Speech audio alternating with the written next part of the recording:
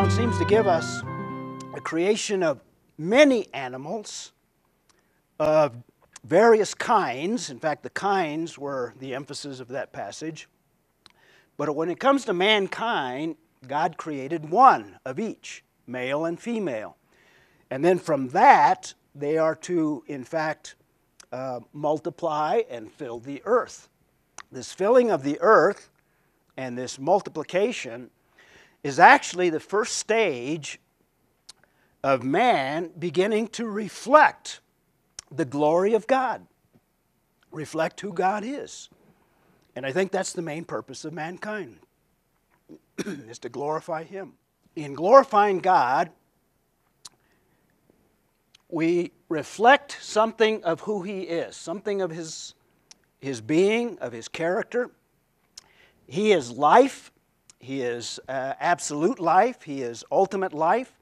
And He's given mankind the ability to reflect Him in that ability to be able to create life, if you will, in terms of creating other fellow human beings, to have children.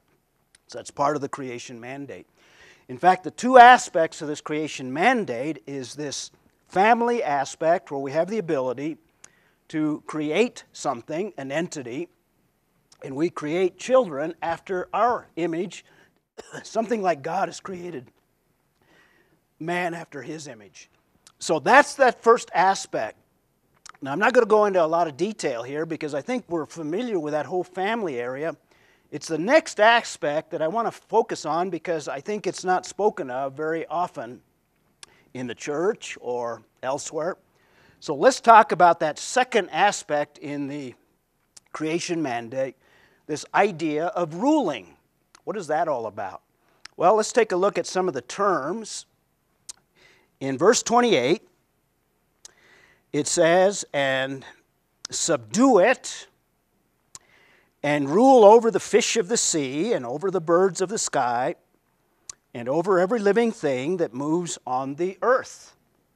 So this ruling, or first of all, this subduing, keep in mind the context that we have here. This is before the fall. So even though the word subdue, probably in our thinking and even in the usage elsewhere in Scripture, it's used in a context. In fact, I've got some passages here. Both these terms are actually military terms, and they're used in the context of a military action where one king might subdue another king, and then after the subduing, ruling over him. So the idea of subduing, for example, in Joshua 18:1, "Then the whole congregation of the sons of Israel assembled themselves at Shiloh and set up the tent of meeting there, and the land was subdued before them." And the context is a military subjection. So that term has that idea, but in this context, with no sin, everything ultimately will see very good.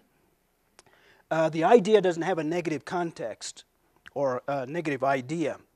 So the Hebrew word kabash, subdue, in some context to bring into bondage, that strong idea. So it's a strong word, but in this context, it probably has the idea of harnessing. In other words, the ability to have some influence over the environment, over the earth. And in this context, it's a positive thing. It's not a negative thing, even though it's a strong term, and elsewhere it's used in that negative sense.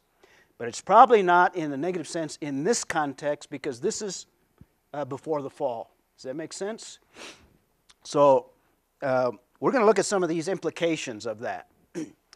The idea that God has been called to basically harness the earth, that's the subduing aspect, and then in that to rule over it. We'll talk about that. The other word is radah, to rule. And again, it's another military term. It's another strong term. And again, in this context, with no negative connotation, but with the idea of basically sovereignly ruling or sovereignly controlling or sovereignly exercising dominion over a realm. Does that make sense? So that's the essence of this second aspect of the dominion mandate. Two aspects. One, the fruitfulness aspect. Secondly, this aspect of ruling or sovereignly ruling as God's regent, as God's representative in the place of God himself. Now go back to God's self-existence. It's not like God needed somebody to take control of planet Earth.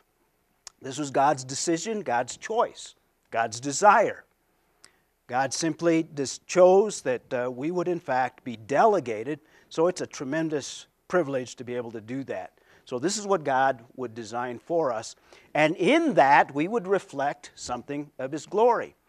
Just as families reflect something of His glory in terms of creating life in our image and our image after God's image, we reflect the glory of God in that way.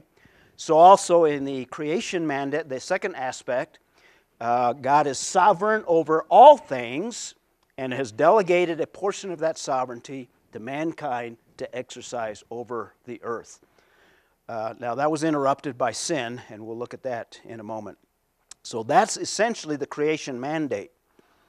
The fruitfulness, creating life and marriage and family, ruling, exercising sovereignty, which implies science, technology, manufacturing, vocations.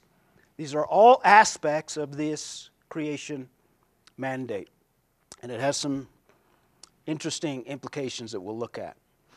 So this subduing idea is the idea that we have to harness the resources of the earth. And in order to do that, you have to understand the earth, you have to understand the creation, which implies that you have to do some investigation. We call that science or study. From that science, we develop ways of extracting minerals or metals or all the manufacturing aspects.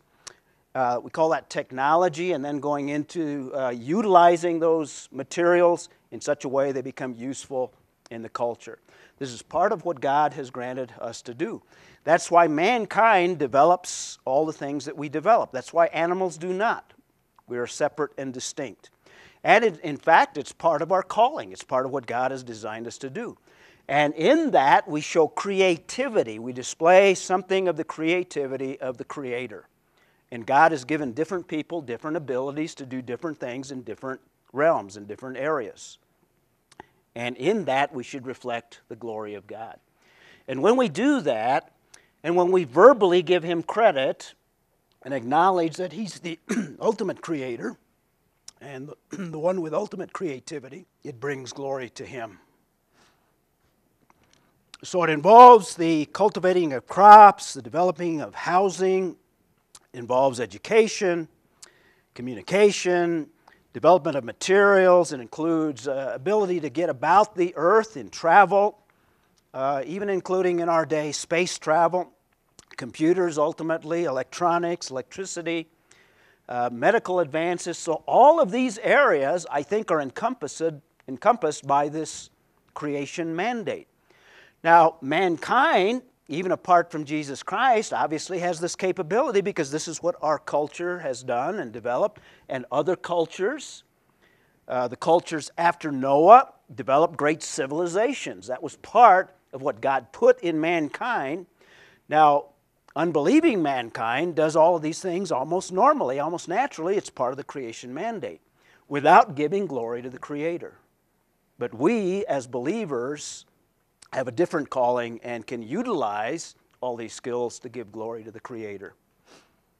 So on day 6, we have the creation of land animals, the creation of man, and we have the purpose of man in verse 28, which is the fruitfulness and the ruling. And then we have the provision of God in verses 29 and 30. This is part of what is introduced in verse 28 when God blessed them. And I mentioned God bestowed upon them ability and resources to be able to fulfill what God called them to do.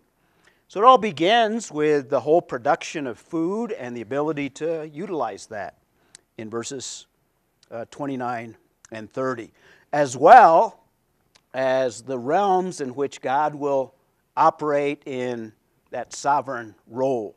So the provisions are made in 29 and 30. Then we have the final assessment. So the final assessment, if you remember, in every day, all of the other days, it spoke of God's creation as being good, and now it is supremely good, or very good, or ultimately good. No sin. So no negative connotation, no problems, no issues, no survival of the fittest, no death, no suffering, no dying, none of the things that come as a result of the fall later on. So the initial creation, I think, is radically different from post-fall, and even different from post-flood, as I've talked in some of the other talks as well. And I would say that some aspects of science would be different pre-fall from post-fall environments and post-flood environments. We saw that from 2 Peter chapter 3. So that's the passage. Now let's spend the rest of our time talking about some of the implications.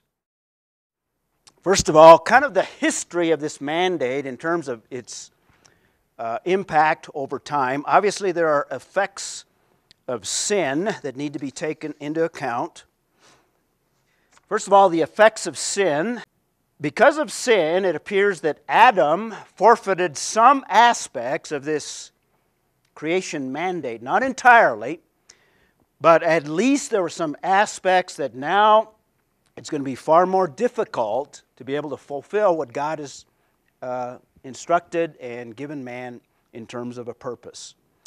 And we know from other scriptures that some of this sovereignty seems to have been forfeited to Satan himself. In the New Testament, he's called the God of this world.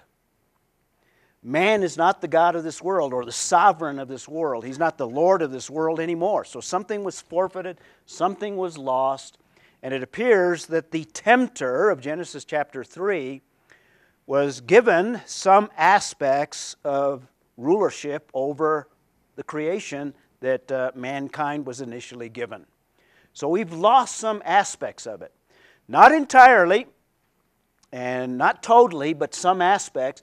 And to be able to fulfill it now is difficult, as Genesis 3 seems to indicate. Nature now is going to rebel against the sovereign that God had appointed. Nature is going to make it difficult. There's going to be thorns. There's going to be thistle. There's a curse. So to fulfill it is going to not only be opposed, there's going to be an opposer, and it even appears that there's someone that has taken some realms of authority in the world itself. We would call that Satan himself. So the mandate is more difficult to fulfill. It's not rescinded. It's never taken back. But now it's going to be difficult to fulfill, and we have opposition. Secondly, we want to recognize that ultimately there's going to be a second Adam who will regain that sovereignty, who will in fact regain that mandate over the earth. And there are several passages that indicate this idea.